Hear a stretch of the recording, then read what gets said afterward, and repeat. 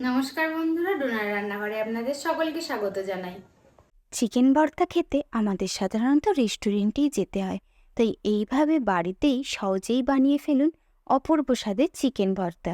প্রথমে 500 gram chicken ভালো করে ধুয়ে 1 কাপ জল দিয়ে হাই ফ্লেমে কড়াই সিদ্ধ করে চিকেনগুলোকে টুকরো করে রাখলাম।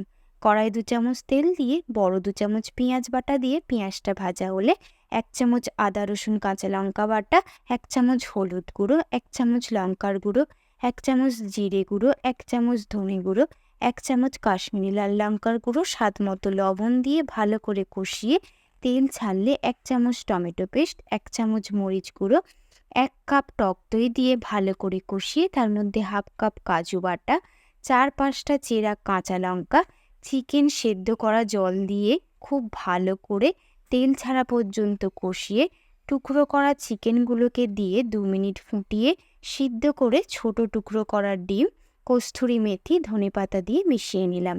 নামানোর আগে ছড়িয়ে দিলাম 3 চামচ ফ্রেশ ক্রিম। তৈরি হয়ে গেল অসাধারণ স্বাদের এবং খুব সহজ পদ্ধতিতে চিকেন ভর্তা।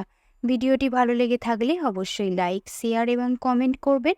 আর আপনি যদি আমার প্রোফাইলে নতুন হয়ে থাকেন তাহলে আমার প্রোফাইলটাকে ফলো করে নেবেন। ধন্যবাদ।